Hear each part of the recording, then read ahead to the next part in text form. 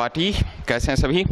मैं राकेश चौधरी स्वागत करता हूं अपने इस YouTube channel power of physics में और इस ऑनलाइन क्लास में चैप्टर नंबर 4 उसका सेकंड वाला पार्ट विद्युत धारिता। इससे पिछले वाले लेक्चर में पराविद्युत पदार्थों के बारे में अपने पढ़ा। अब यहाँ आज अपन बात करेंगे विद्युत धारिता के बारे में, इलेक्ट्रिक कैपेसिटेंस या कैपेसिटी। अब देखो, सबसे पहले तो डेफिनेशन देखें। धारिता, धारिता यानी धारण करना। किसको धारण करना? आवेश को धारण करना। अब आवेश कौन धारण करेगा? चालक। तो यहां पर क्या होता है कि हर एक चालक की पर्टिकुलर लिमिट होती है, वो उस लिमिट तक ही आवेश को ग्रहण कर सकता है, उससे ज्यादा आवेश ग्रहण नहीं कर सकता। देखो, जैसे मान लो ये मेरे पास एक चालक गोला है, चालक वस्तु है, और वर्तमान में ये कैसी है? उदासीन है। तो एक उदासीन चालक वस्तु है। अब कोई आवेश नहीं है शुरुआत में। अब हमें इसको आवेश देना है, मान लो इसको प्लस की बनाना है, तो इसको आवेश देंगे तो इससे इलेक्ट्रॉन निकालने पड़ेंगे। ये हमने पहला प्लस इसको दिया। अब जैसे ही पहला प्लस इसको दिया, किसी प्रकार का कोई विरोध नहीं हुआ, आसानी से इसने उस वाले प्लस को ग्रहण कर लिया। अब जब दूसरे वाला प्लस इसको देंगे, यानी दूसरा इलेक्ट्रॉन इससे निकालेंगे, तो सेकंड वाला प्लस जब हम इसको देंगे तो पहले वाला प्लस इस वाले प्लस का क्या करेगा? विरोध करेगा, और उस विरोध के विरुद्ध हमें क्या करना पड़ेगा? कार्य करना पड़ेगा। अब दूसरा प्लस भी हमने दे दिया, तो जब दूसरे वाला प्लस हमने दिया था तो पहले वाले इस प्लस ने उसको विरोध किया था।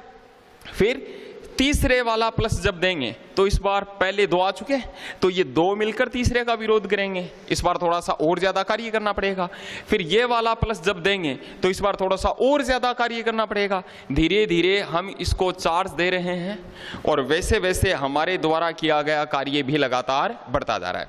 और ये हमने इसको दे दिया, इस तरीके से चार्ज दे दिया। ये वस्तु क्या हो गई? आवेशित हो गई।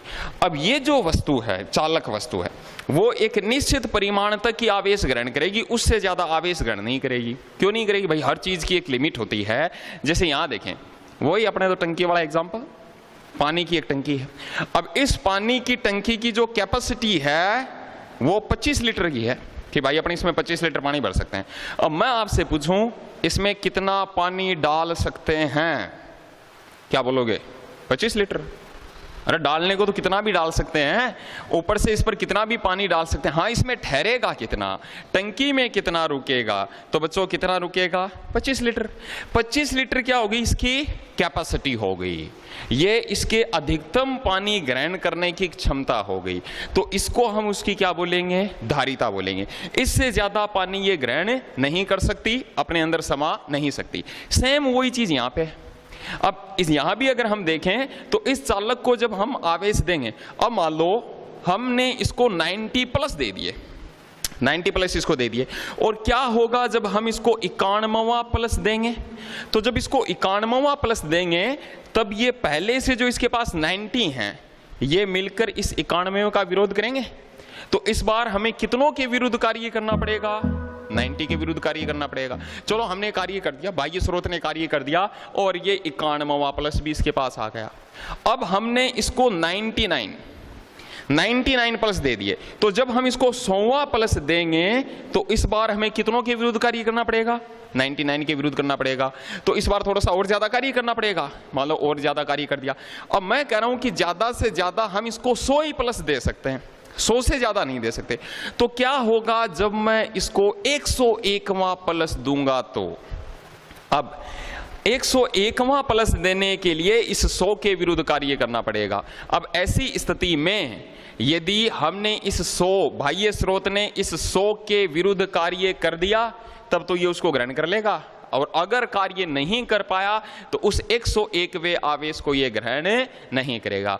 कि ज्यादा से ज्यादा ये कितना आवेश ग्रहण कर सकता है? 100 प्लस ही एक्सेप्ट कर सकता है, इससे ज्यादा नहीं। तो 100 प्लस इसके लिए क्या हो गई? विद्युत धारिता हो गई। किसी चालक द्वारा आवेश ग्रहण करने की क्षमता को विद्युत धारिता कहते हैं। और वही चीज यहां पे, अब देखो ये तो बात हो गई इसकी धारिता की। अब और क्या हुआ? शुरुआत में एक बैटरी की बात कर लें भाई, सबके पास स्मार्टफोन है, और शुरुआत में वो बैटरी है वो डिस्चार्ज है। उस फोन की बैटरी है वो डिस्चार्ज है। अब उसको चार्ज करना है, तो शुरुआत में जब डिस्चार्ज है तो कितना विभव है उसके ऊपर, 0 वोल्ट का, और कितना आवेश है उसके ऊपर, 0 कूलाम का। अब हम इसको चार्ज करना चाह रहे हैं।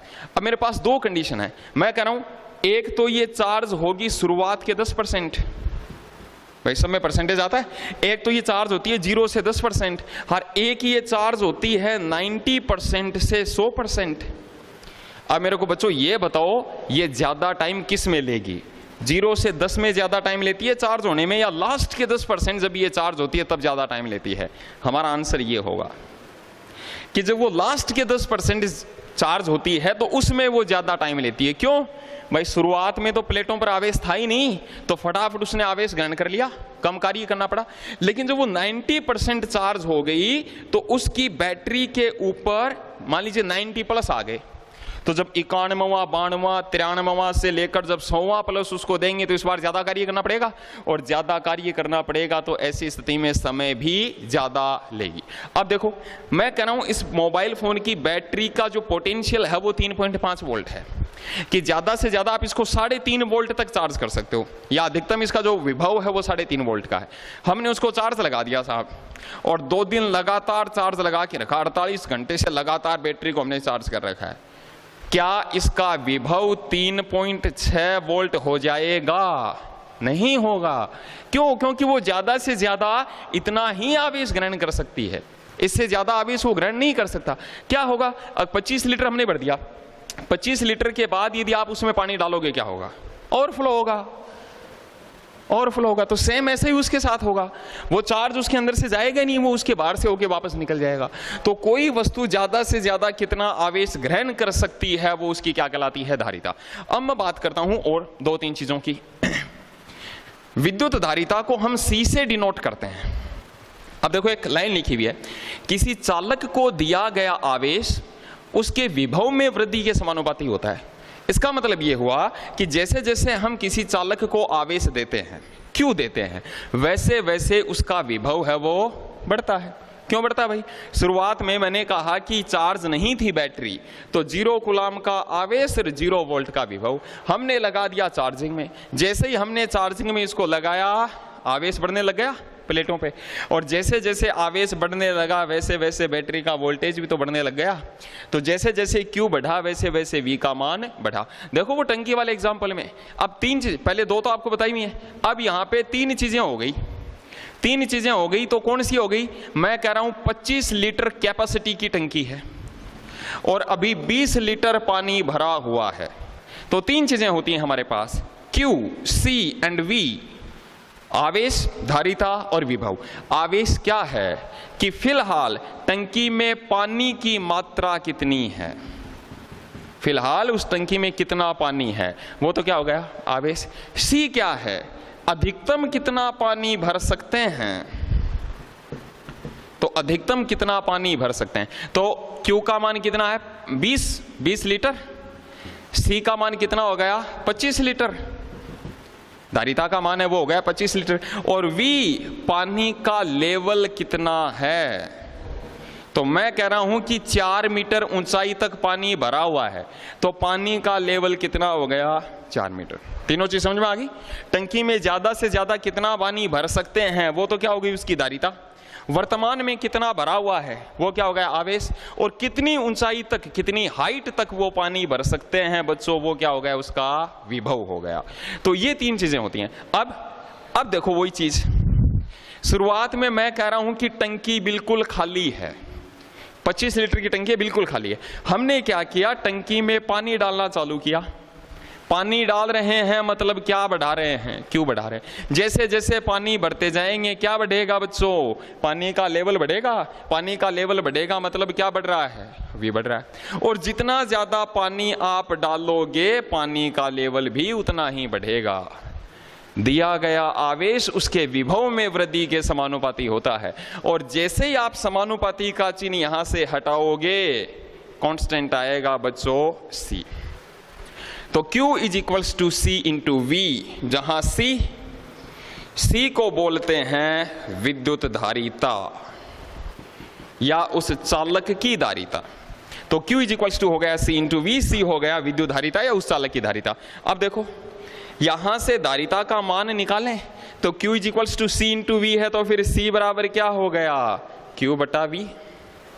एक परिभाषा आप यहां से दे सकते हो धारिता की, कई सारी परिभाषाएं देखो, सबसे सिंपल तो यह है चालक द्वारा आवेश ग्रहण करने की क्षमता धारिता। एक यहां से दे सकते हो, किसी चालक को दिए गए आवेश तथा उसके विभव में वृद्धि का अनुपात क्या कहलाता है, धारिता। एक बार मात्रक वगैरह देख लें इसके। तो सबसे पहले हम धारिता के मात्रक देखें, ऐसा ही मात्रक ही देखेंगे। तो Q भाई Q अपन V का ही तो चाहिए, Q का तो हो गया कूलाम, हार V का हो गया वोल्ट, तो कूलाम बटा वोल्ट, और ये बन गया बच्चों फैराड, ये बन गया फैराड। तो coulomb upon volt is equals to, Faraday नहीं है वो अलग चीज है, फैराडे वो आवेश का और वो केमिस्ट्री में जो आप पढ़ते हो वो मात्रक है, यहां ये फैराड है। और एक फैराड जो होता है बच्चों वो बहुत बड़ा होता है, इसलिए धारिता के कुछ छोटे मात्रक जो हैं वो काम में लिए जाते हैं। वो आप जानते ही हो कि 1 mF 1 मिली फैराड, तो मिली फैराड में क्या हो जाएगा बच्चों 10⁻³ फैराड। 1 माइक्रो फैराड, माइक्रो में 10⁻⁶ farad. 1 nano farad 10⁻⁹ farad. 1 pico farad 10⁻⁻12 farad. ये क्या हो गए धारिता के मात्रक। विमा निकाल लो, विद्युत धारिता की विमा। तो विमा हम निकालेंगे तो विमा इसी की तो चाहिए Q अपॉन V की, आवेश की विमा बोल दो, तो Q की तो क्या हो गई A1 T1, हार विभव की विमा। अब डायरेक्ट कैसे याद रखोगे, मान लो नहीं याद होती कोई दिक्कत नहीं, निकाल लो भाई। विभव का फॉर्मूला क्या था, V is equals to W upon Q, तो W की विमा M1L2T-2, और आवेश की क्या थी A1 T1, तो विभव की क्या हो गई M1L2T-3 A-1, तो विभव की विमा हो गई हमारे पास M1L2T-3 A-1। सॉल्व कर लो, बताओ M कितना हो गया -1, L कितना हो गया -2, T कितना हो गया 4 और A कितना हो गया 2। M-1 L-2 T4 A2, ये विद्युत धारिता की विमा। अच्छा और बताऊं परिभाषा धारिता की और परिभाषा देखो, चूंकि C इज इक्वल्स टू क्या है Q अपॉन V, यदि मैं नीचे वाली चीज को 1 ले लूं, यानी यदि विभव का मान 1 हो तो यदि V बराबर 1 वोल्ट हो तो C का मान बच्चों किसके बराबर है, Q के। तीसरी परिभाषा, पहली ये रही, दूसरी यहां से, तीसरी यहां से। इसको शब्दों में क्या लिखेंगे, यदि किसी चालक को क्या देने पर, आवेश देने पर, यदि किसी चालक को आवेश देने पर उसके विभव में वृद्धि कितनी हो, 1 वोल्ट हो या 1 वोल्ट है, 1 वोल्ट हो, तो उस चालक को दिया गया आवेश ही क्या कहलाएगा, उसकी धारिता कहलाएगा। यदि किसी चालक को आवेश देने पर उसके विभव में वृद्धि 1 वोल्ट हो तो चालक को दिया गया आवेश ही क्या कहलाएगा, धारिता। अब मात्रक मैंने आपको बता दिया कि मात्रक जो है वो धारिता का फैराड है। अब कई बार एग्जाम में पूछ लिया जाता है कि 1 फैराड की परिभाषा बताओ साहब, 1 फैराड की परिभाषा। तो 1 फैराड को हम कैसे परिभाषित करेंगे, आ जाओ यहां पे फॉर्मूला देखो धारिता, रट लो इसको, तो C वाले को, तो C इज इक्वल्स टू क्या है Q अपॉन V, ये धारिता का फॉर्मूला हो गया C is equals to Q upon V। दोनों को एक एक ले लूं, यदि Q बराबर 1 कूलाम तथा V बराबर 1 वोल्ट हो तो C का मान बच्चों कितना हो गया 1, Q भी 1 V भी 1, तो C इज इक्वल्स टू हो गया 1 फैराड। यदि किसी चालक को कितना 1 कूलाम आवेश देने पर यदि उसके विभव में वृद्धि कितनी है 1 वोल्ट है तो उस चालक की धारिता कितनी हो जाएगी 1 फैराड। यदि किसी चालक को 1 कूलाम आवेश देने पर यदि उसके विभव में वृद्धि 1 वोल्ट है तो उस चालक की धारिता कितनी हो जाएगी 1 फैराड हो जाएगी। तो ये धारिता। अब दोबारा देख लें एक बार, किसी भी चालक द्वारा आवेश ग्रहण करने की क्षमता, कितना ज्यादा वो आवेश ले सकती है उसको धारिता कहते हैं। चालक को दिया गया आवेश उसके विभव में वृद्धि के समानुपाती होगा, यानी C = Q/V। यानी कोई भी चालक जो है वो एक निश्चित सीमा तक आवेश ग्रहण कर सकता है, उससे ज्यादा नहीं कर सकता, और उसी निश्चित सीमा को हम क्या बोलते हैं बच्चों, धारिता बोलते हैं। तो ये धारिता हो गई। अब धारिता किस किस बात पर निर्भर करती है उसको तो देखेंगे आगे, लेकिन यहां पर बड़ा प्रश्न यह है कि अभी मैंने आपको बताया, देखो फॉर्मूले में क्या रहा है, C = Q/V आ रहा है। यहां से अपने को क्या लग रहा है कि धारिता का मान आवेश के समानुपाती, विभव के व्युत्क्रमानुपाती, यही है, Q के समानुपाती और V के व्युत्क्रमानुपाती। बट बच्चों ऐसा नहीं है, और ये सबसे इंपॉर्टेंट क्वेश्चन बनता है यहां से। विद्युत धारिता का मान उसको दिए गए आवेश और उसके विभव में वृद्धि पर निर्भर नहीं करता है। मैं आपसे कह दूं कि ये क्वेश्चन आ जाए कि यदि किसी चालक के आवेश को अगर डबल कर दिया जाए, Q की जगह 2Q कर दिया जाए, यदि किसी चालक के आवेश को अगर दुगुना कर दिया जाए तो उसकी धारिता पर क्या प्रभाव पड़ेगा? आप फटाफट क्या बोलोगे? डबल हो जाएगी। Q को डबल कर रहे हैं तो C ऑटोमेटिकली डबल हो जाएगी? ऐसा नहीं है। Q को डबल कर देने पर C पर कोई प्रभाव नहीं पड़ेगा, V को बदल देने पर भी C पर कोई प्रभाव नहीं पड़ेगा। क्यों नहीं पड़ेगा? देखो फॉर्मूले से देख लें, C = Q/V। एक गोले के लिए मैं आपको बता दूं कि यदि V की वैल्यू मैं ले रहा हूं KQ/R, ये विभव होता, नॉर्मल सा फॉर्मूला मैं ले रहा हूं। मैंने क्या कहा, अगर Q को डबल कर दे, ये लो साहब डबल कर दिया, तो यहां से भी Q को आप डबल करने जा रहे हो तो V भी तो ऑटोमेटिकली डबल हो जाएगा। तो 2 से 2 कैंसिल हो गया, बात तो वो की वही रह गई। क्या आ गया? C = Q/V आ गया। यानी विद्युत धारिता का मान उसको दिए गए आवेश और विभव में वृद्धि पर निर्भर नहीं करता। ये तो बात होगी थ्योरेटिकली तरीके से समझा दिया। प्रैक्टिकली और समझ लो, और आसान से समझ में आ जाए। वही टंकी वाला एग्जाम्पल कि फिलहाल 25 लीटर पानी भरा जा सकता है अधिकतम, क्या हो गया? C। ये तो हो गई इसके लिए धारिता।